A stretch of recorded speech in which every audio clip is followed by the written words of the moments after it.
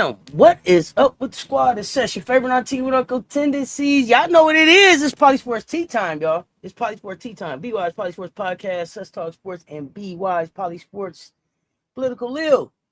This is the intersection of sports, politics, race, and power. We do truth, not comfort. What's up, Lil? What's going on? Y'all drop in where you tuning in from. Keep it respectful or keep it moving. Okay? This episode is about black athletes and the money trap, not jealousy, not hate. Structure. Let's talk about it. Money gets sold as freedom, right? But for many black athletes, especially women, it becomes exposure, pressure, control. Here's the question: what happens when money shows up before power, protection, and ownership? That's what this whole episode is about. Y'all hit the like and share. They both right there. We talking gratitude, expectations. We're talking branding pressure. We're talking visibility without infrastructure. We're talking being paid without being protected. Because a check is not liberation. Being paid ain't being free. Lil, set the table. Bring the smoke. Political analyst, cultural critic, BY's PoliSports Podcast, Political Lil. No soft landings, no coded language. Name the system, name the trap. Thank you, Auntie Cess. And peace to everyone in the chat. And thanks for joining us as always. Today we're naming something that makes people a little uncomfortable because it challenges a popular myth. You know, we're told that once a black athlete gets the bag, the struggle is over. But the truth is, money without power doesn't protect you. It exposes you. It increases visibility. It raises the expectation. And often it deepens surveillance, you know, while leaving the athlete still kind of outside the room where the decisions are made. And then the second truth that we have to ground this conversation in is this: wealth is not what you earn, it's actually what you control. So you need control over your labor, control over your narrative, and control over your future beyond just your, you know, what your body can produce. So when black athletes are paid inside a system they don't own, don't govern, and can't challenge without consequences, autonomy becomes conditional. And that's why it matters, you know, because without ownership and leverage, money becomes a management tool used on the athlete and not for them. And this is why fans have to help out. They have to give that athlete leverage. Well, I mean, let's get into the first layer of the trap. The one that shows up quietly and early, right? The expectation that what you paid, you owe silence. You owe loyalty, you owe gratitude instead of strategy. That's the gratitude tax, right? And it's like you supposed to stop questioning and start thanking. Thank you so much. Appreciate it. Just glad to be here. You know, thank you so much. Thank you for having me. Thank you. We the most thankful culture out here. It become a condition of your success. Did you say thank you? You can benefit, but only if you don't challenge who controls the benefits. Only if you don't question how they distribute it. And the trap is slick because they expect you to be thankful and not strategic. And this is where this is where it becomes a problem. Strategy gets called entitlement. Advocacy gets labeled as complaining. The moment a black athlete asks for more, whether that's protection, respect, ownership, it don't matter. The system snaps back fast. You should be grateful for what you already got. You already got something. What are you worried about that for? It's not a neutral line. That's a discipline line. And the danger in that is that gratitude is used to put a pause on your growth. That limits your bag. It tells athletes to freeze at access instead of planning for longevity, autonomy, and leverage. Just play forever till the wheels fall off. It trains athletes to protect the bag instead of building power. The bag is the trap. Over time, gratitude becomes a leash. It keep the athlete polite, quiet, manageable inside a system they don't control. A leash on them. You understand what I'm saying? Political ill.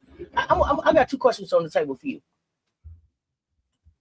Why does the gratitude tax work so effectively on black athletes? Like, what is it about the way sports systems, media, and even public opinion are structured that makes gratitude such a powerful form of control?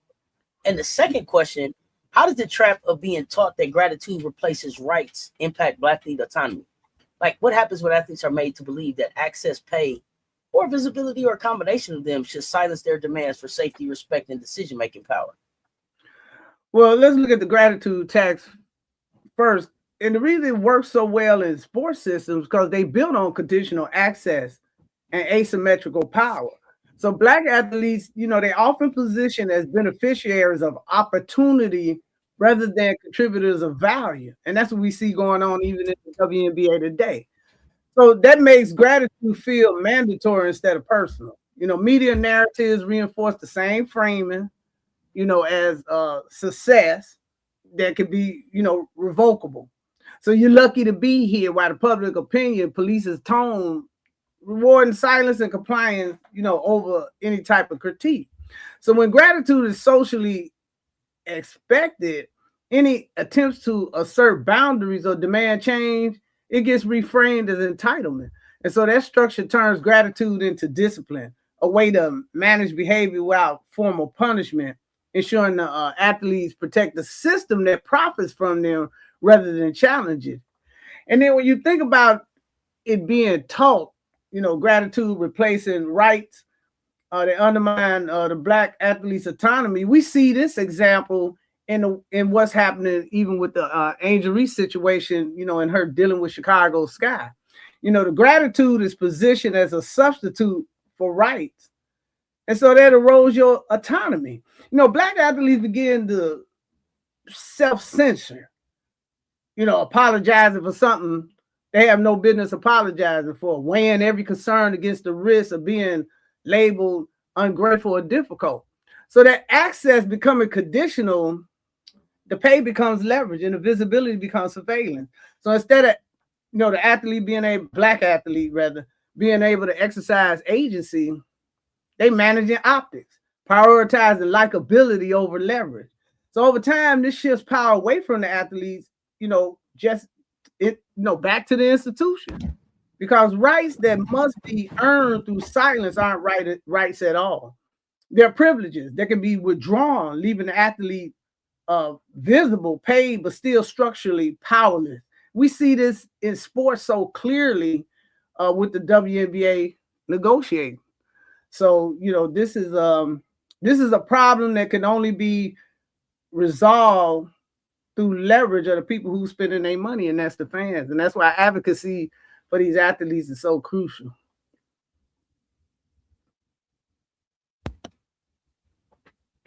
I mean, what's the trip about that? We got an example out here of an athlete who, if you let them be themselves, I really do like them. You know what? And the person I think about when you were just talking about that is Marshawn Lynch. Mm-hmm. They wanted to put Marshawn in the box, put Marshawn in the box. And as soon as they let Marshawn be Marshawn, they can't get enough of Marshawn. Mm-hmm. Look up beast mode everywhere. He ain't played football in a long time, but here he is everywhere.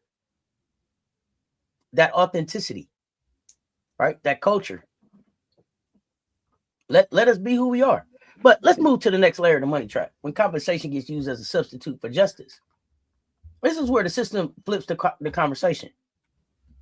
Because once a black athlete, especially a black female athlete, hits a certain income level, the money is the shield for the not for them, but the institutions around them. Harm doesn't disappear; it gets reframed as something they should tolerate. Racist fan behavior, biased officiating, unsafe environments, media disrespect. Instead of fixing it structurally, the response turns personal and dismissive. But she paid, as if a paycheck absorbs abuse, as if a contract replaces dignity. See, all of us got a point on our job where it's like, okay, yeah, this job don't mean that much. Say something. Try me there. Everybody has a breaking point somewhere, right? Mm-hmm. But not in this trap. Money is used to excuse harm instead of preventing it.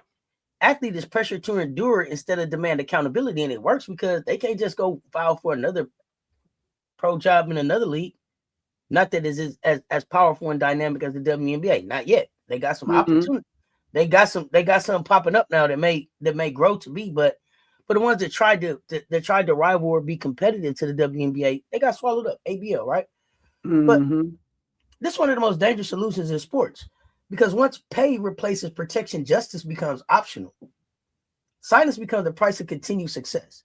So the system stops asking how to make it safer and start asking why the athlete is complaining. Could you imagine that? What you worried about being safe for? You got your check coming, ain't it? Hitting your bank That's account. not progress. That's harm with a better branding, right? That's harm with a rebrand, with a new stamp on it. So here we go. How does compensation get weaponized against black athletes? At what point does money become the substitute for accountability? And if you can, Lil, give us an example where pay was used to dismiss harm instead of addressing. Compensation becomes a weaponized when pay is used to silence harm instead of correct it. And I've given you one of the best examples. The moment an athlete is told you're paid, so what's the problem? See, that money shifts from income to leverage.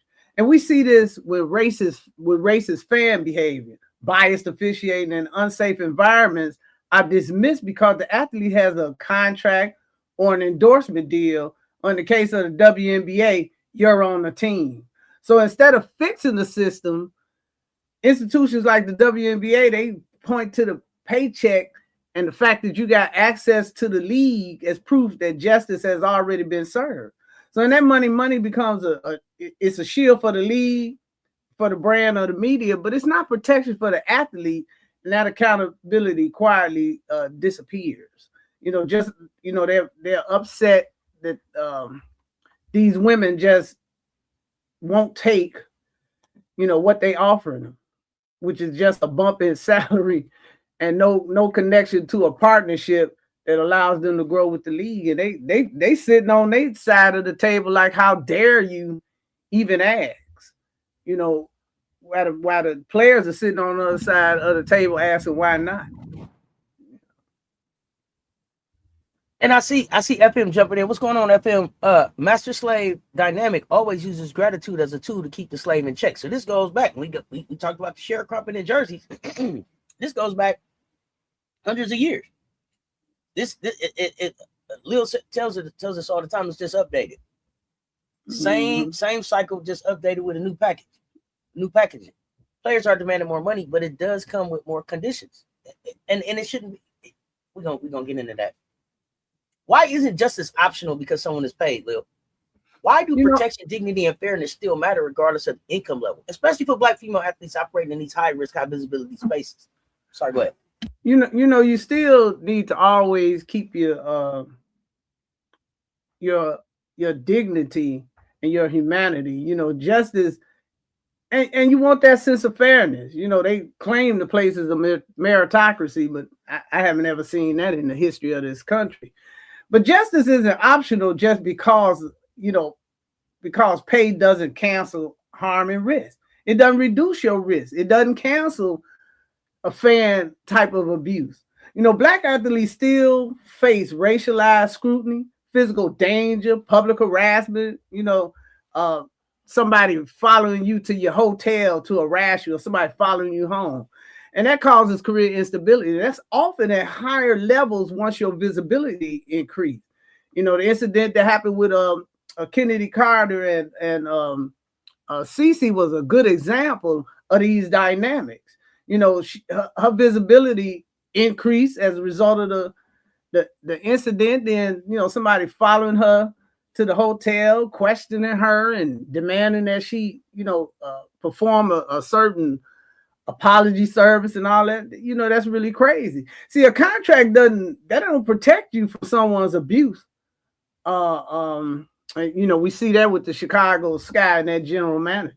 And it don't protect you from unsafe conditions nor systemic biases. It simply compensates them for performing inside those conditions. So when fairness and dignity are treated as perks instead of rights, then the burden shifts to the athlete to endure mistreatment quietly, which is what they wanted Angel Reese to do. We're going to mistreat you. We're going to exploit you. We're going to use you to run a con, and we want you to shush and go along with the program. So justice matters precisely because money does not provide safety, only systems do. Okay. And I'm asking y'all in the chat too. Have you ever seen a situation where an athlete's pay was used to minimize or dismiss mistreatment? Y'all let me know. For sure, gratitude is a weapon of control. How could it not be? Sports are structured in ways to try to make their teams and sponsorships your only means to success. Not somebody tell Rebecca Lobo.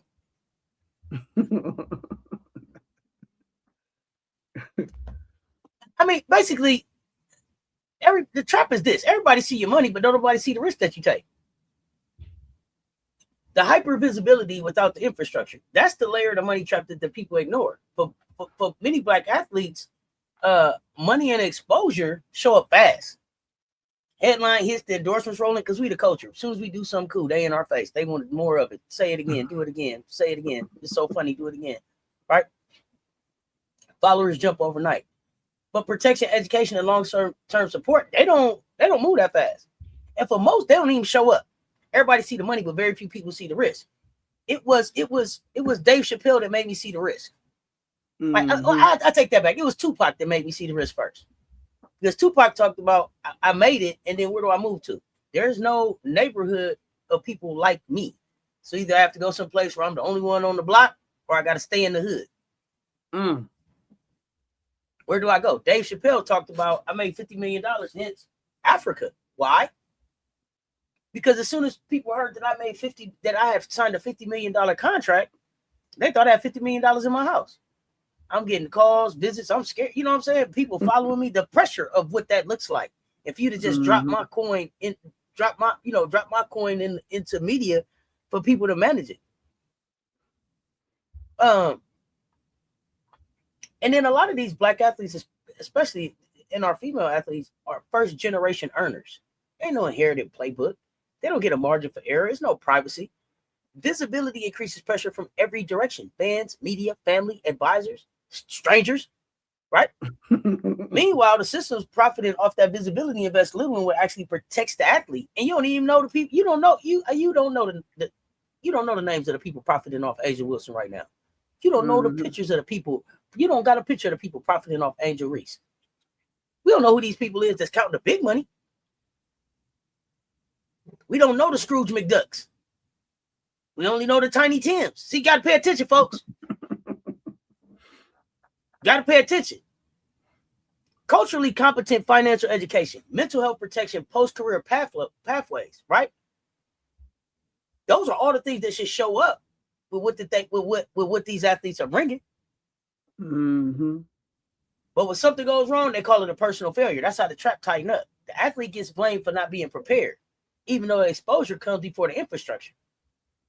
But that happens in all kind of industries. And I'm gonna just a side note real quick. My family owned a security company.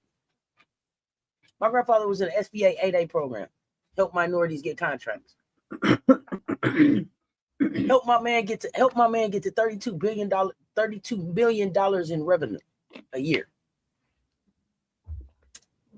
Didn't teach him how to manage the pay gaps in between. So he had all of these contracts, all of this revenue coming in, but then no understanding of how to manage what happens in balance, what happens between when you invoice the government and when the government actually pay you. And back in those days, the government was a slow pay. So it sound good. It sound good, $32 million in revenue a year, right? But then if your payday is coming 60 days after you send your invoice, that's a lot of salaries. That's a lot of paydays that you have to cover before that capital comes back in. Did they teach you how to factor? Did they teach you how to balance? They didn't teach him any of those things. They helped him get the contracts. And the program was supposed to help him be able to learn and grow and scale his business slowly. But it didn't go like that. And he ended up bankrupt. And it was they don't even teach you how to go to the bank and have a situation where you get short-term loans to cover you until check this out.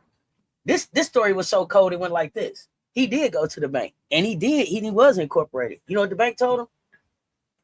Yeah, we'll give you the money, but we need your personal guarantee on top of your corporation. We need you to put up everything personal for you.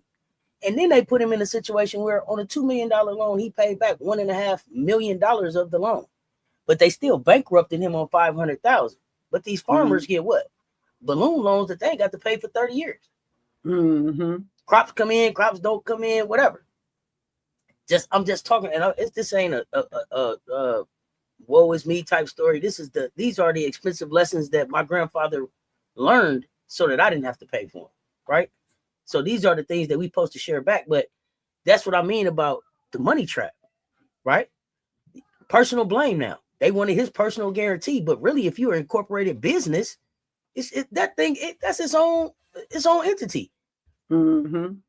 A person, he got so caught up in the personal of it, right? That he didn't realize that white folks open businesses, shut them, close them every day, right? Open them and close them every day. It's not the personal attachment. We get culturally attached to stuff. This is ours. My name is attached to it. My legacy. This would mean, hey man, close that thing down and open up another one tomorrow. Doing business as, because that's what they do. But we don't have those type of conversations. He didn't know. He didn't know that. Hey man, don't worry. My grandfather sitting up worrying about the credit score of his company. When really what these folks do is, man, get all the money you can off your American Expresses and forget that credit score. We're gonna have a new credit score tomorrow. Doing business as so and so with $1 million in cash to get started because we bankrupted that and just let it go. Those type of the factoring that's there, partnering, how you balance your business so that you have some commercial business, some residential business, some private business, some government business, so that you're balancing what your revenue looks like so that you can sustain. The sustainability piece is the part that we don't talk about, right? So this is why these conversations are important to me. Money stops feeling like security and start feeling like surveillance. Because again, that exposure and opportunity comes before the infrastructure can get fully built or even get fully taught to you what you need to do to be successful. So what looks like opportunity on the outside, it feels like vulnerability on the inside. So Lil, why is hypervisibility without infrastructure especially dangerous for Black athletes? You know what? Hypervisibility without infrastructure, it is dangerous because it exposes the exposure arrives faster than the protection. So as Black athletes become more visible, and it can practically happen overnight, they face increased scrutiny, harassment, financial risk, and public pressure. And that's often without cultural competent financial educators. You know, one thing that we need to do in our community is we need to have people that look like us behind these athletes, assisting them and understanding what they're facing, you know, so that we don't have the financial education, we don't have the mental health support, or they don't have a long-term planning pathway. So visibility, it amplifies mistakes, rumors, and then the narrative shifts. And while the system is benefiting from your exposure, they invest very little in safeguarding you as an athlete. Without infrastructure, money feels less secure and more like surveillance, like Cess was saying. That just leaves the athlete highly visible, but then you structurally unprotected.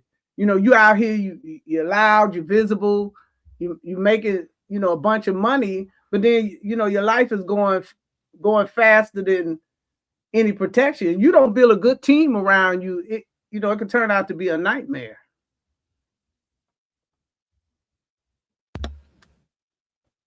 And that's the part. It's the team around you. It's the advisors. Who are those advisors? In my grandfather's case, do you know how mad they was? This Black man in 1992 was walking around, could get $1 million loan off his signature. Out of Mississippi with a barely eighth grade education. As he would tell you, although he went to some college. I don't know why he liked to tell that story like that. But my point being, haters, the visibility. People that you think clapping for you is really not clapping. They standing in your face clapping, and they clapping for your downfall. They're clapping for our downfall in our face with the cheers and the support. Right in there with the cheers and the support of the people that's really real with us is people standing there clapping for your downfall. Why does the system frame breakdowns as personal failures instead of structural gaps, Lil? And who benefits when the responsibility falls on the athlete rather than the institution? You know, the system, they frame these breakdowns as personal failures because it protects the institutional legitimacy, and then it avoids them having any kind of accountability. So when an athlete struggles financially, mentally, or publicly, the narrative becomes about poor decisions instead of missing safeguards. So that benefits the league, brands, and governing bodies because it shifts blame away from the lack of investment in education, protection, or post-career support. You know, so individualizing, you know, that kind of failure, it keeps the structure intact while reinforcing the myth that success or collapse is solely a matter of personal discipline and not systemic design. You know, I noticed in some of the leagues, they try to bring, you know, like the NBA, they bring these young men in, and then they try to have other, you know, through seminars and workshops to show them the various, you know, ropes and potential failures. You don't have that yet in the WNBA. or in some of these women leagues, they don't want to endure that expense. So they're not getting that education. It's not being done even at the college level in some cases. Some of the big D1 programs, have financial management and mental health services and stuff like that. But a lot of them don't, leaving these athletes to kind of be on their own.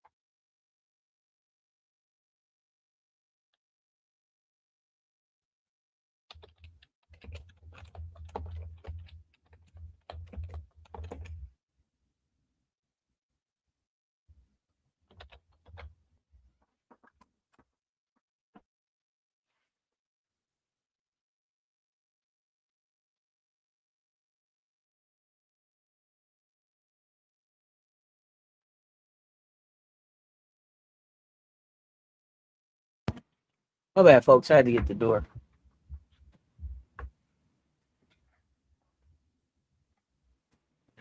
My bad, folks. I thought, what's going on, Bear Beauty Wealth? TT Good Energy, what's happening? Let's get back to the conversation. And then y'all let me know, do you think leagues and brands invest enough in long-term support for athletes beyond the highlight reel? Y'all let me know. Let's move into another layer of the money trap that gets mistaken for freedom branding. Endorsements look like autonomy, but for many Black athletes, branding shows up before protection, stability, and ownership. So they become marketable long before they become secure. That's the setup, y'all. Brand money comes with conditions when they're not written down. Be likable, be palatable, be careful. Black athletes get celebrated for culture, energy, and virality. But the same identity turns into critique or consciousness. When it turns into that, then the support becomes conditional. Maybe if you tone it down a little bit. Do you gotta go to that event? Do you gotta wear that shirt? Do you gotta say that? Do you gotta be associated with this brand? Do you gotta, right? It come with the suggestions. Maybe you don't wear your hair like that. Ever thought about cutting your dreads? Maybe you cut your hair off. Maybe you don't go so natural. You ever thought about all that kind of stuff? Branding doesn't just monetize performance, it rewires the boundaries, right? You become a walking campaign, always visible, always accessible, always on. Humanity gets flattened. Complexity gets edited out. And the moment a Black athlete asserts agency, politically, socially, structurally, protection disappears fast. Look at Don Staley. Don Staley showed up in Baltimore and had to tell the people, hey, I got to go do press now. I promise. I will come back out and finish signing autographs and taking pictures and kissing babies and everything that y'all want me to do in Baltimore because I am such a cultural icon, right? I want people to understand this is a icon, not like legend icon. I need y'all to understand that, right? People gonna just sit around and wait because they want a piece of that, to touch that, understand how important that is to us. She don't get no protection anywhere. They can lie on her. They can ask her questions that don't have anything to do with anything that's going on. Dawn is the only coach that I know that gets to the presser and they don't ask her shit about the game. Hey, Dawn. It's like they always just want to have a conversation with her. Hey, Dawn, what you think about this? Dawn, I seen this on TV. Hey, Dawn, what about this? Man, ask her about her team. She always got to redirect somebody back to what the topic strategy. Right. Let me tell you about what I'm here for. It's amazing to me. They ask her questions that they would never ask Gino. They ask her questions that they're not interested in the answer from Kim. They're not even interested in what Kim would have to say about these topics. Some of the stuff that they ask, right? And that's not a knock on Kim. That's not a knock on Kim or Gino. That's just how they are culturally connected and what they mean to us, right? And what she means to women's basketball. And when you stop the protection, when that protection disappears, that's when they're trying to pull back her empowerment. That's commodification with a contract attached, and that's what the stuff that Don ain't really going for. But what does branding starting to override? What does branding start to override humanity for Black athletes? When does the marketability begin to dictate the behavior, the voice, the boundaries? I would say that branding overrides humanity, when an athlete's income becomes tied to performing a palatable version of themselves, rather than expressing their full reality. So once endorsements start rolling in, your tone, silence, they start becoming emotional restraint. And see, the athletes begin managing brand risks instead of exercising their agency, their freedom. They go from unapologetic to apologetic. So boundaries, they become negotiable, and then the authenticity becomes conditional, and then personal expression is filtered through marketability. So in that moment, the athlete stops being treated as a person with rights and complexity, and becomes a product whose values depend on remaining consumable to whoever they are being marketable to. Well, and why is branding without ownership a dangerous illusion of empowerment? When you don't control your narrative or long-term value being created from your identity, what's the danger there? Branding without ownership is dangerous, and that's because it creates an appearance of power without actual control. We look at these athletes and we think they running things, and you'll hear comments, about what power they have and how they the franchise person and blah blah blah bloom.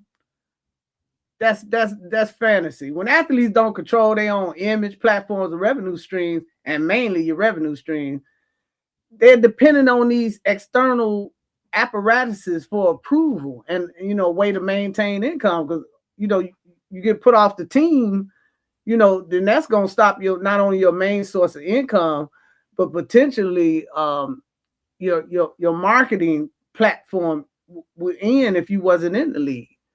So if your narrative can be reshaped, withdrawn, or weaponized against you, the long-term value generated from your identity, it benefits brand, but not the athlete, and neither the community. And that's another thing that we have to do different in this century. We have to start building communities with our athletes, because without ownership, branding doesn't build autonomy, it builds dependency.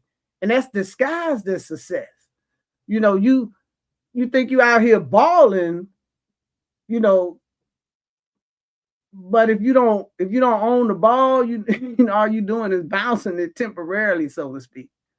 So that's what'll happen when athletes don't control, can't control their narrative, and it will, change your identity. It's like your whole identity is being managed and manipulated in ways, that benefit others and not benefiting you nor your community.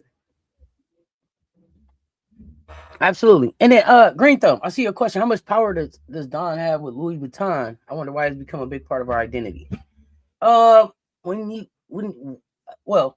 got some questions back to you to clarify before I give you my opinion, because I don't really know, but I'll give you my opinion. But tell me, why do you think Dawn has power with Louis Vuitton? And why do you think it's a big part of her identity? I'm just curious, why Louis Vuitton? Why Louis Vuitton? And then I can give my opinion, but I want to understand that, because I don't tie Louis Vuitton as a big part of her identity. I know people sometimes call her Louis Vuitton Don, but I see her with her LV on. I see her with her Gucci on. I see her with her Balenciaga on. I see her with all kind of different brands on. So why Louis Vuitton? And then just tell me that. Being on brand will cost you some humanity, same as any of us at our jobs. Absolutely. And this is why our conversation, even though it's rooted in sports, we definitely want the audience and our listeners to understand that this applies in any industry. And this is why we circle back to this CBA fight, because this is a fight for every industry, not just for the WNBA. This is a fight for every Black female professional, every brown female professional in any industry. This is a fight that you're paying attention to, because we are cultural shifters. We bring the culture. We drive the revenue. We drive the profits in any industry that we're in. And so we need to start demanding some ownership, but also, just start recognizing our value. I don't know, being fairly new to the game, I wonder why people call her that. So here's the thing about Dawn.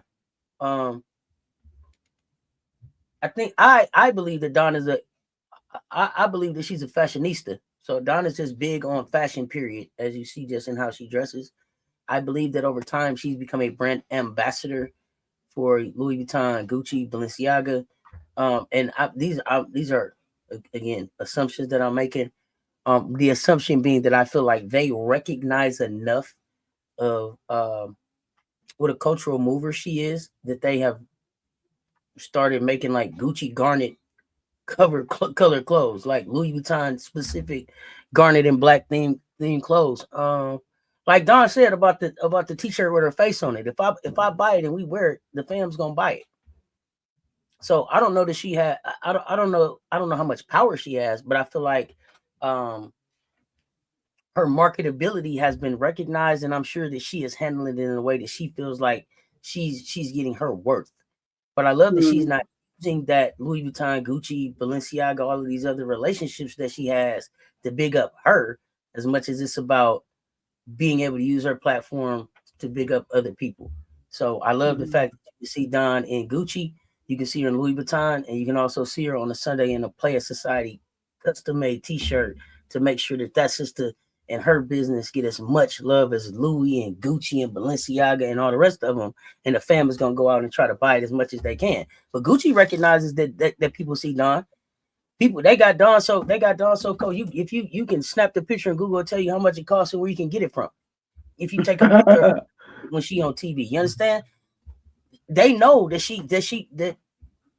she's marketable. People follow her. They want to know what she does. So I don't know how much power she has, but I do feel like I don't have any details. I do feel like Dawn is very careful with her brand, and there's more collaboration in the relationships that she builds with the companies that she works with than it is just an endorsement deal. And I take that back to like UFOs, right? Dawn has the UFO deal that didn't just take care of her. She was like, "Oh man, my highlighters need an endorsement deal. They need to be able to make something off of this." So her ability to get in the door and immediately pull, and Dawn don't just reach back with one hand; she reached back with two hands and both her feet.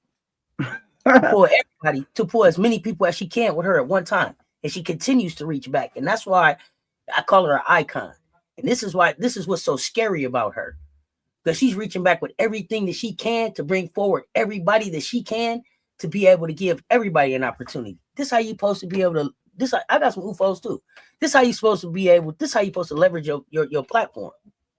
This is how you take that empowerment, and then she doesn't shy away from having the hard conversations. Dawn is like, yeah, y'all see me with the Gucci and the Louis and the Balenciaga on Sunday, but y'all don't realize the fight that I'm in at South Carolina on an everyday basis, screaming and beating on the door for me as a female coach in a PWI, coaching a team that's bringing in national championships to a school that doesn't have that many other championship eyes on. I don't know where else we won championship. I think we got a great track team. Softball does something, baseball, but Dawn is the one bringing the chips in lately, right? I tell you what, she got enough. She got enough power that they can't remove her from the table. I put it to you like that. Exactly. But the other thing too is like, don't forget that Dawn also before she was Coach Dawn Staley, she was also Dawn Staley, one of the baddest point guards to ever lace it up. So she is a walking, talking, living legend, brand hooper in her own right. This is somebody who had a shoe back in the early 90s. The Staley, the Staley 05, right? This is something that they can bring back out. Like Don said, it's not yet. Asia, that's cute. You got a collection. That's fine. At least I see you over there. You're been a Nike athlete for a while. I've been with Nike 30 years. I've been with Nike 30 years. I can't wait to take my Nike drip out the closet because I've been having to buy designer tennis shoes here lately because I'm at an Under Armour school, but I'm a Nike athlete. The Don has 3 chips. The school combined has 3 chips. Thank you, FM. Those are the things those are the things that I like to call out and be able to push back and say out loud, right? Because we have so many situations where athletes and entertainers get caught up in these situations, right? You talked about Allison Felix, right? Penalties for biological functions, pregnancy, right? You could talk about Black women in entertainment, the Taraji P. Hensons, the Moniques, the battle that she had with, contracts and suppressed wages and social stigma for negotiating, right? You can talk about the financial burden of supporting your family due to a racial wealth gap, right? Reduced liquidity, inability to compound wealth, higher burnout risk, right? These are the things that these ladies are fighting against. Loss of sponsorship. Allison Felix, I think it was a 70% cut that she lost her sponsorship. And from competition. Yeah, and then turned around, had to pay, and then got fined on top of that. Got banned. You can't run, but you're going to pay us some fines. Like loss of generational wealth, royalties, restricted artistic freedom, keyless, making a stallion. They talk about that. Contractual seizure of masters, publishing, ancillary revenue, right? Like these are the things that we fighting about. Taraji P. Henson said the math ain't math. Opaque accounting, excessive fee deductions in entertainment. Net income is a fraction of gross, high tax agent fees, reduced actual wealth. Like these are the conversations and the things that these women are talking about. Gratitude gets weaponized. Wealth is redistributional, right? The black tax ensures earnings are immediately redistributed, preventing compounding wealth. That's what we saw in the cases of Angel Reese and Asia Wilson. Leo got me on my political stuff. Now these articles popping up, this stuff come across my screen. I'm taking it all in. These contracts is turning into traps out here. So I want to talk about the layer of the money trap that hits quiet but heavy, and that's the short careers with the lifelong expectations, right? For many of these black athletes, and Leo really opened my eyes up to some of this stuff. Money shows up early, but the responsibility is expected to last forever. So that check is not just income; it becomes this obligation, and not even necessarily on purpose. Kind of just by the fact that it happens, you get an obligation to your family, to your community. Why? Because they supported you, and that's how we feel like we want to be able to take care of our family. Obligation to generational repair. They want us to fix everything. You remember way back in great granddaddy had lost the land and all of that, right? And everybody counting on it. At the same time, I don't think that we realize how fragile, just by design, a sports career is. One injury, one narrative shift, one front office decision, man, thing over with. It's a wrap on that. And then when the money slow down or it stop, the expectation don't. What you mean? We've been living high on the horse, big dog. What you mean? What you mean? No more. The chef is leaving. We cooking ourselves. The athlete is still the one who made it, even when the system has already moved on. So, and again, what looks like wealth on the outside can feel like a countdown on the inside. The clock is ticking and everybody wants their piece. I'm gonna go back to my grandfather again, and not that he had any type of wealth like these athletes have. These athletes have, but I spent one day with him. I worked in a company. I did a lot of different things, but this one day I just spent with him, shadowing him for the day. And I was so surprised at how much business didn't get done. His day was boring. He took 7 calls of people he didn't know, asking for some money to do some stuff that he didn't have nothing to do with. He had 4 meetings of people coming in with a great idea of something else he can invest in that didn't have anything to do with what he was already doing. His whole day was spent talking to people that wanted some piece of him to do something that didn't have shit to do with what he was trying to build. It was amazing to me. Once you hit a certain level, how many people reach out, want something? Can you donate, give back, help the kids? They need lights. Our roof is messed up. This stuff, I'm like, because you seen this man at the Costco one time, you felt like you could call and ask. It's wild. Oh yeah, Don played in the Martin episode. Don is a name dropping rap songs. Don is a legend. But I didn't realize how much of a gimme you become when people know you got something. Mm-hmm. I can only imagine what these athletes go through. Early money don't create security; it amplifies the pressure. You hear from people, from everybody. Long lost cousins, people who think they was your cousins, people who know they ain't your cousins, but still want something too. You understand? It don't enable freedom. It accelerates a fear. Because now the athlete ain't just managing success, they managing the risk of collapse. So with little institutional support and no real long-term pathway. So when I hear a player like a Bree Hall say, I could take the shot. I've made it 100 times, but I'm in my head thinking about, what if I miss this shot? What does that mean to my WNBA stock? What does that mean to my playing time? What does that mean to my overall brand? What does that, right? These are all of the things that NIL only adds a new pressure. So I want to put two questions on the table right here, Lil. Why does the system treat athletes as permanently wealthy, even though they earn it window is temporary? Like, you just rich forever. You just rich forever. You didn't retire 10 years ago, and don't you still got some money? And second, how do lifelong expectations without long-term support turn early money into deferred vulnerability? You know, the system treats athletes as permanently wealthy because it allows institutions to avoid responsibility for what happens after the body can no longer produce. You know, it's just like on the plantation. You know, when you got Chicken George age, you was kind of discarded. You know, so by framing the athletes as set for life, because you never set for life, because we don't have generational wealth. So you're not set for life. You know, these leagues, these brands, and these fans, they could justify this investing in your long-term support, your education, and your transition planning.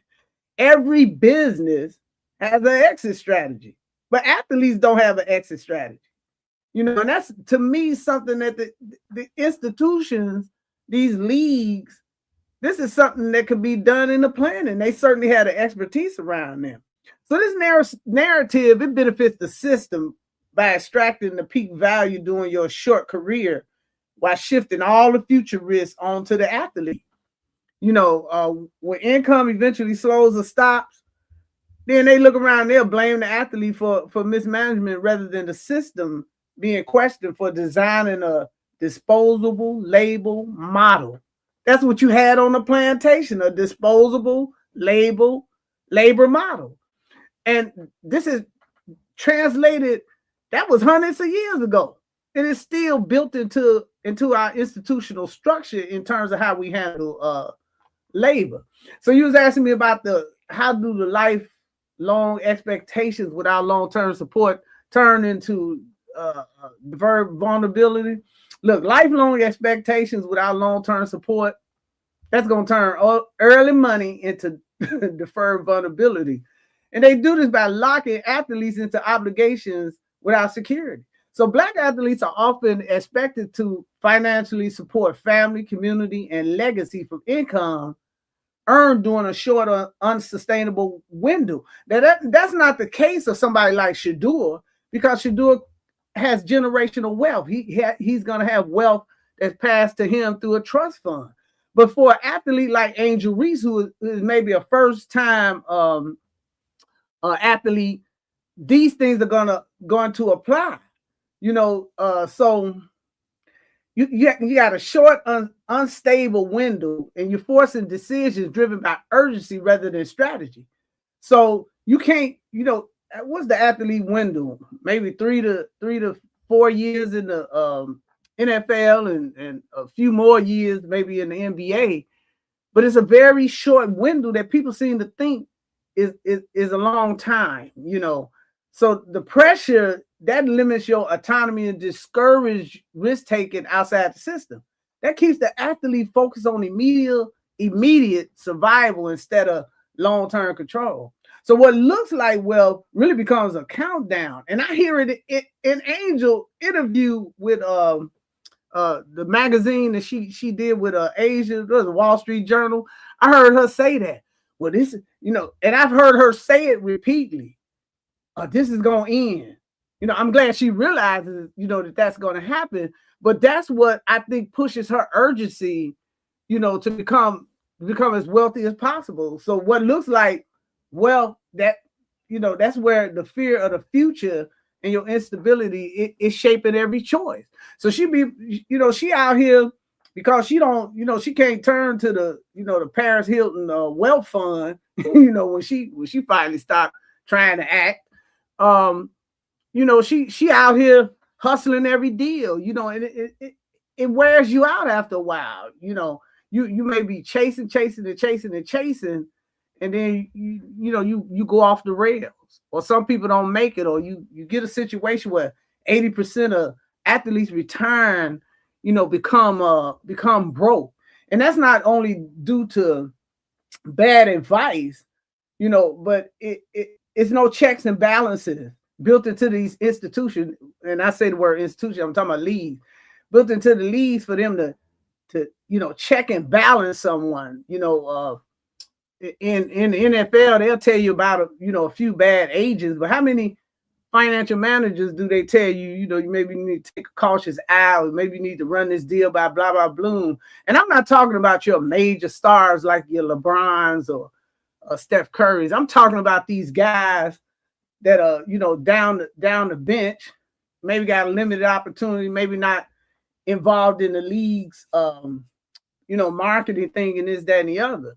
So, it becomes a mental despair, if you will, because you think about somebody like Mike Vick. When Mike Vick got into trouble,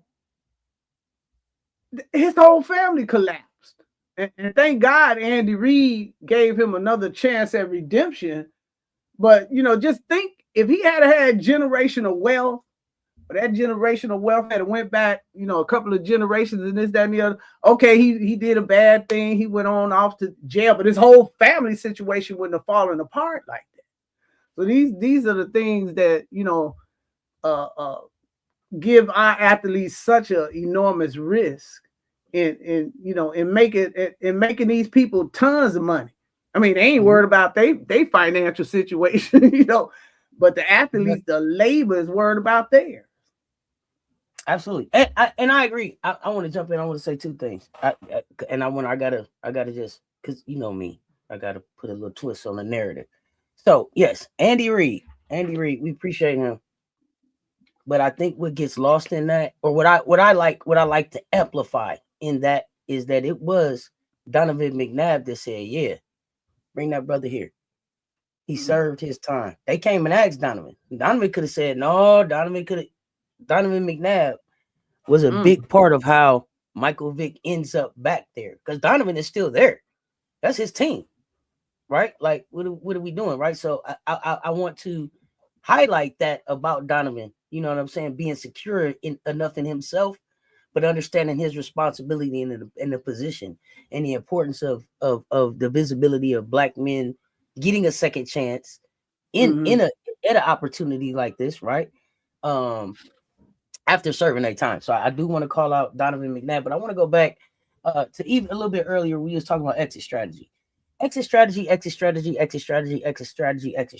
one thing that I learned from watching my grandfather's business go down is that if you don't know how your business closes or your brand closes the day you open it, the day you start your business, if you don't know how it ends, you've already failed.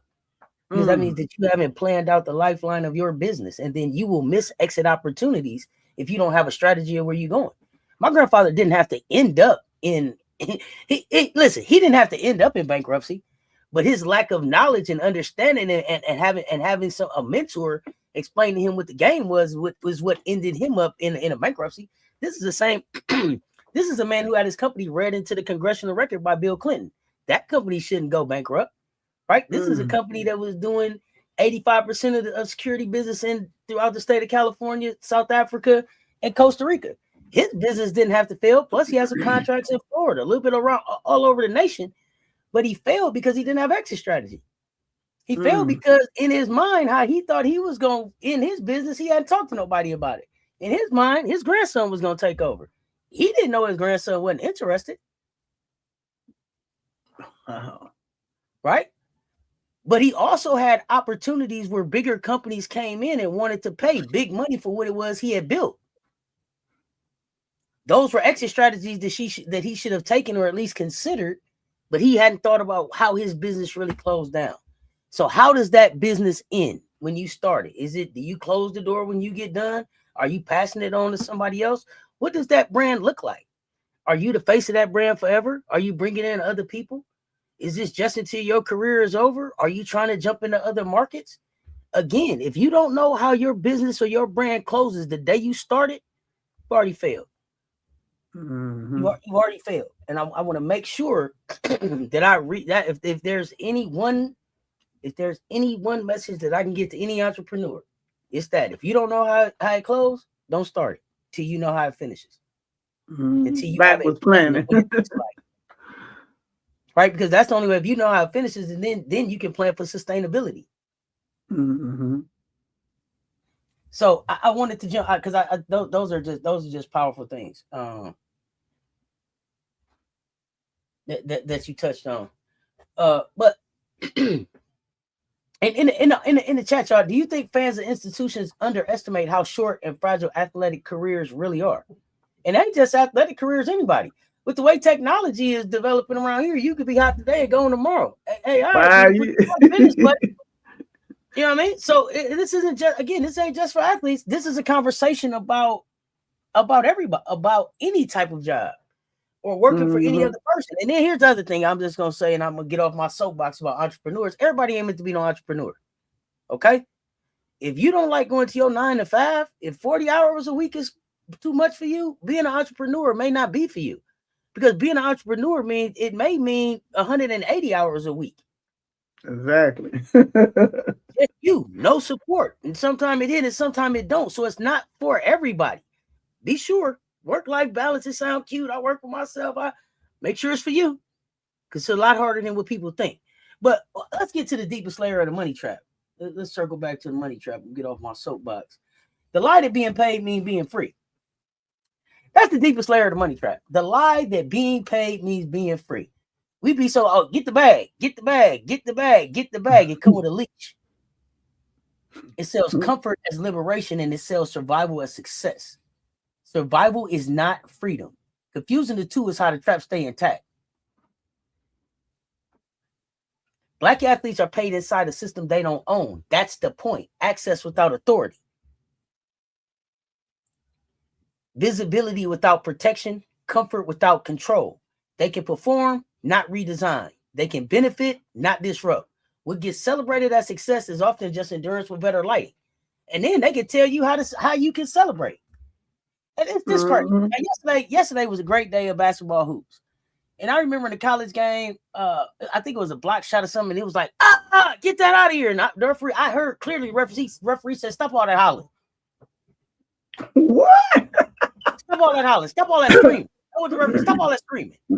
Flip side, unrivaled. They screaming, having a good time, pulling each other jerseys out. A good time.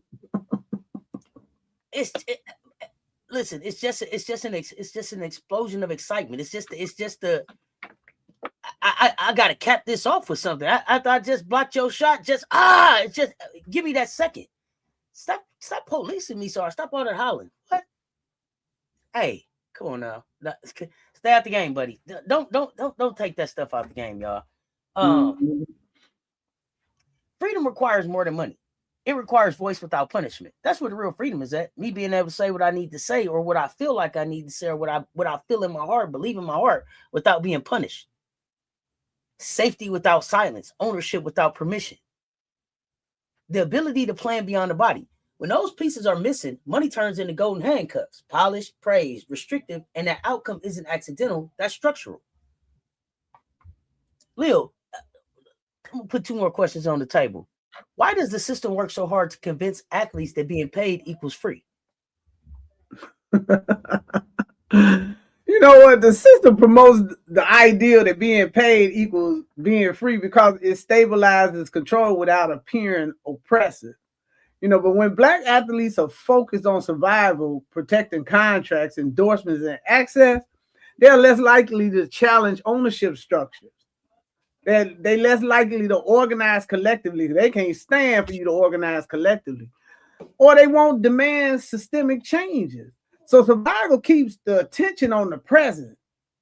Autonomy requires planning, leverage, and redistribution of power. And Lord, don't say that word twice, redistribution of power. So by framing pay as liberation, like you hearing it, the WNBA, we giving them $1 million. You giving 5 people $1 million out of 156 people, and then you act like this is liberation right here. It's radical, revolutionary. I mean, please.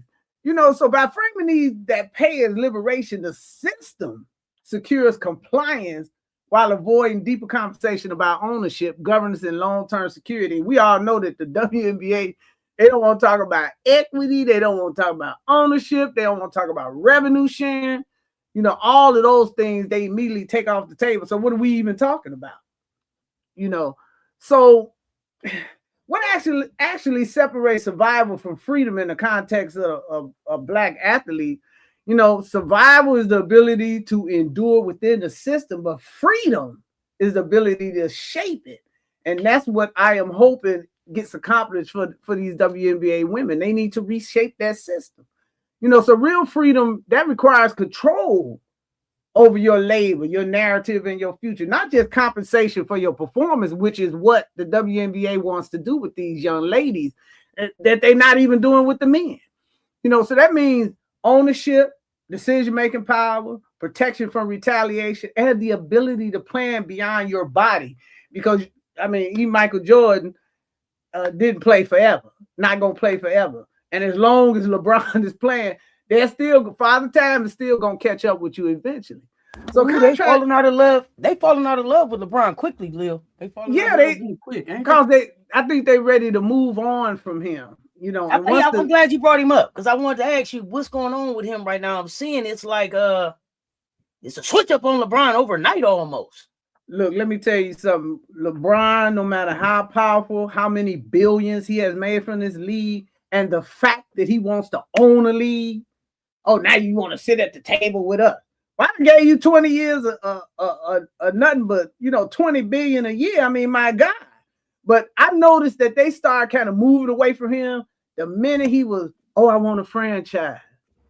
I think we're going to build a league. This, that, and the other. So now they don't want you, at that level.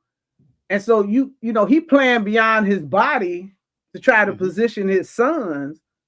That's just my opinion.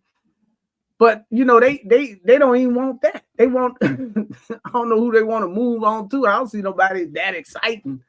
But I didn't mean to cut you off, but I definitely wanted to get into this LeBron groove right here because it's happened, like you said, kind of playing beyond his body to get his sons and play. And here's the thing. I guess that the problem that I have with all of this is, like you said, if LeBron has made at least $1 billion or billions, what does that mean that they've made off of him? Right? Just him. Okay. And whether you like LeBron or you don't, and I'm not a LeBron fan, but I do respect his business model, right? And the business acumen that they've shown with him building his brands and the waves that he's made and the things that he's been able to do. But I guess the problem that I have is that how many of these people in the league gave their kid a job in the front office or someplace? Oh, come on. How many of these owners got some family working or got somebody an interview or got them a job someplace where maybe they weren't the most qualified or the next applicant up, but got them the opportunity? Now, and I don't have a problem with him getting the opportunity if his sons are able to maintain it. I don't care about I get you the interview. You got to keep the damn job. Yeah, exactly. Now, if I get you the interview and they interview everybody, because they're not gonna just interview you. If they pick you out of everyone, I'm happy to put my name down and get you the opportunity. But it's your goddamn responsibility to keep the job. And if you do what it takes to get the job, I don't care how you got the interview, as long as you didn't hurt nobody physically. I don't understand why we get so much flack for that. I'm sorry. Go ahead, Lil. Oh, hold on a minute. Oh, go ahead. And I'm gonna talk about right here. I'll talk about while Lil step away. It's not just a black tax that goes on individuals. There's also an institutional black tax that I've been noticing up at the HBCUs.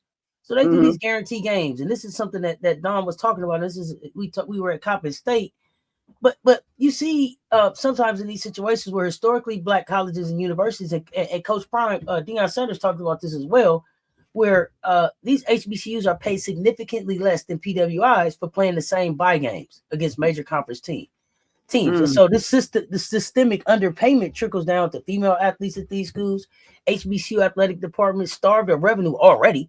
That man said Don came up there and just wanted to see kind of what you got up here, man. What kind of equipment you got? What it look like? What your facilities look like? I looked at them walking in. They have a video up where they show like South Carolina Gamecocks have arrived in Baltimore.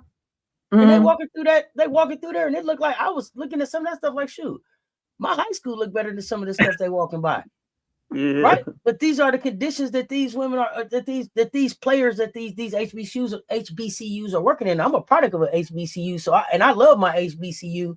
But I don't think that people really understand. This man said that the extra money that he made from Don, who was really fair in the guaranteed money game, was going to be used to feed the kids, get some extra tennis shoes, not a private jet, not a chef, not some extra tennis shoes, some feed the kids. Come on now. The lack of resources makes it harder for black female athletes at HBCUs in general, in particular, to develop into high draft picks. So it reduces their lifetime earning potential. That tax is levied on them before they even turn pro in the form of substandard development environments. So this tax ain't just individual; it's also institutional. But go ahead, Lil. I was just space while you had stepped away. Go ahead. Hey, listen, that's a very valid point to make. And that's not just in athletics. It's just across the board in our community. Anything we so underfunded and so underdeveloped. Our potential is so stifled. These taxes are real. Paying higher money for substandard real estate. Because we boxed in. They just did a report. Now we thought redlining was a thing of the past. Chicago just did a report. Back to it again, redlining again. Right now in 2026, when they were supposed to go out the window with the 1968 Housing Act. So we these things, us not having autonomy, being underfunded, they function as handcuffs. And so that freedom begins when the athlete can say no without punishment or build power that outlasts their playing career. These young ladies at these HBCUs, I guarantee you, I watched the HBCU game the other day between two HBCU teams that was on TV. I just happened to find the game. HBCU Go had presented the game. I mean, entertaining, athletic plays and this, that. And I was just thinking, I said, damn, if they had, the right trainers and maybe the equipment room and this, that, and the other, shoot, some of them could play in a PWI, but they it's a lack of resources, so you're right. It's a burdensome tax on us. And I'm so happy that Don was able to go to that HBCU that's in Maryland and be a more assistant. Even I remember some of these HBCUs, they be needing that check just to function. And that shouldn't be. Those athletes shouldn't be so underserved and so underfunded like that. It's heartbreaking almost. Because a lot of them have potential where they could turn pro, but they'll never get the chance because they never got the proper development. Shoot, I watched Coppin State versus the Gamecocks, and I was disappointed with the camera quality at the. Can they get some cameras now? Y'all showed us Unrivaled was like we playing the game on our camera phone, and it was clearer than what I saw on ESPN Plus. The quality of the color was so bad. Listen, Y'all know who I am. I'm gonna keep it a buck. My players look the same color as their black uniform. The only thing out there you could tell, depending on your TV, there go Tessa. Everybody else, you better check the number. I don't know who out here. Come on now. We got to stop this. We got to stop this. The resources are really an issue. I went to a PWI and shared my bathroom with 3 girls. When we dropped off my siblings to HBCUs, they share showers and bathrooms with the entire hall. Yes, that was my life until I became an upperclassman. When I became an upper class person, I moved into a suite, and I think I shared the bathroom with 2 other rooms. So it was like 6 of us. But yes, at my first year, second year, third year in the dorm, everybody in the shower, everybody in the bathroom. And conversely, my sister went to a PWI, state school PWI, and different living conditions, better setup. But I wouldn't trade my experience for anything in the world, because even though the facilities weren't there, right? The character, I wouldn't trade the character of my institution and the teachers and the people that poured into me for anything in the world. Because my teacher could call my name. My teacher could call my name. I wasn't such and such 29, 39. I wasn't 52, 42. It wasn't 300 people in my class. It was about 22 of us. It was about 30 of us at the most. My network was built way different because of that HBCU experience. Me being able to see, especially at that time, black people in charge, black people running things, black people making decisions. Black people that had ideas, black people that wanted to be more than just athletes, brothers and sisters, scientists. I'm going to be a lawyer. I'm going to do journalism. I'm going to do all of these other things, because in the hood, they'll tell you the only way out is rapping in a basketball. That ain't the truth. AI is out here. Programming is out here. Engineering is out here. Shit, I'm in Detroit. The Ford man said he got 10,000 jobs he can't fill in the factories right now because don't nobody know how to use the technology that's in there. Right? So these opportunities are out here, but do we have the access to get the training to be able to perform? Is anybody telling us that these opportunities are out there? Are we being encouraged to even look into them, into those opportunities? Is anybody saying, hey, young black girl, go try to be a scientist? Go try to be an engineer. Go try to be a mathematician. Go try to do any of that shit? No. Try to rap, do some hair, bounce a ball, bounce a ball. Be thankful. Melinda Gates gave Coppin state millions. Yeah, Melinda Gates been out here like just a fairy, dropping money off every goddamn where. You ain't lying. Yes, everywhere. She got it popping, but it's got to be some value to it. Absolutely. I don't ever believe. Yeah, it's something. She doing it with no strings attached per se. I don't know if she's doing it, mad at Jeff, but she did say she was gonna give half of her fortune away, and she still own, I believe, 4% of that company. So it's a beautiful thing to see.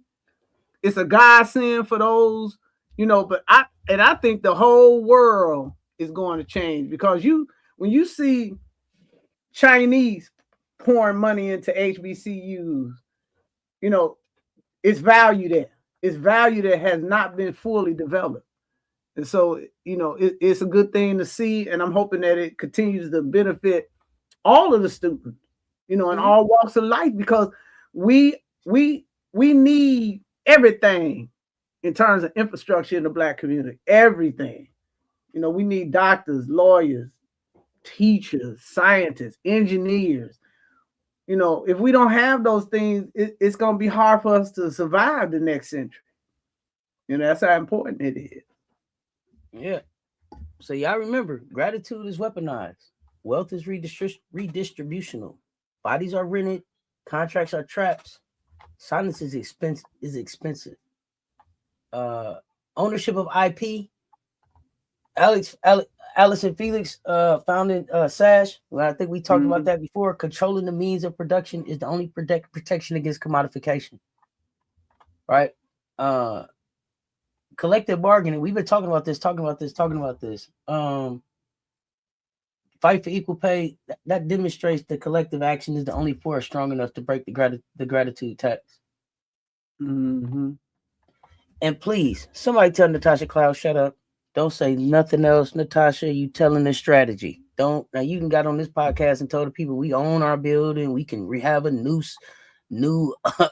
a new season if we want to. We don't got to leave here. We giving away too much in the negotiation of what it is that we trying to do. Even if that is the card that we gonna play, we don't tell them and we don't say it until we get ready to play it. So please, and anybody else out here making these announcements, check with the people first. Stop dropping your aces. Stop dropping your aces. Don't drop that. Yeah, y'all out here, they gonna be out here, man, cutting spades with they gonna be out here cutting spades. Stop it, y'all. Stop it. Y'all are out here cutting the aces. Y'all cut it out. We out here, we want ownership of IP. We want transparency and pay.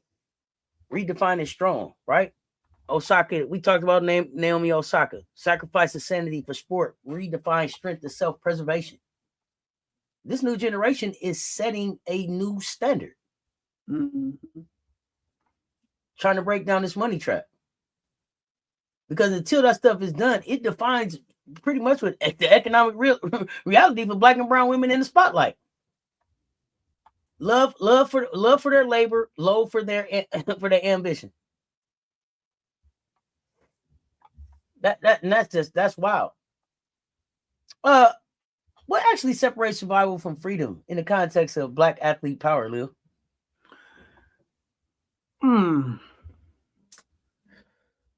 You know, freedom is survival is the ability to endure within a system, but freedom, like I said, is the ability to shape it. And so, you know, we have to require freedom because it gives us control over the labor. Once you have control over your labor, you really have control over your future. You're not just out here, you know, exchanging time for performance. You know, ownership, decision-making power, protection, you know, from retaliation. And once again, your ability to do what Shaq has done. He, you know, look at him. He's got, you know, freedom beyond his playing years. And this is, you know, the thing that all athletes need. But in order for that to happen, we as fans have to give them a form of leverage. You know, we have to make these institutions and these leagues understand that you're going to do the right thing or you're not going to get my money. I'm not going to, just like we sat up there and paid all this money into the abuse that Shador had to endure. It should have been an instant boycott. We're not spending a dime on nothing till you straighten this situation out. You know, and we have to honor that. You know, we have to have a fan base that's also advocates for these athletes because they can't do this alone. It's not possible. You can only do things, you know, the freedoms that we got, the few advances that we got came from collective action. They didn't come from an individual, even though they may put MLK out there as the person, you know, as an individual that led a movement. But the movement was the people moving behind him, you know, and so that's what freedom looks like, the ability to control your own outcome, you know, and that's the power in it.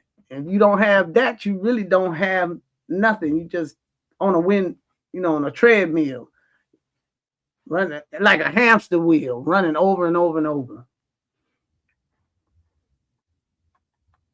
Absolutely. And I want to circle back real quick because I want to make sure that I said I was getting off my soapbox, but I want to go back to Natasha Cloud for a second because I want people to understand why it's important that you don't share what your next move is, because they can make a move to plot against what your next move is. Counter move.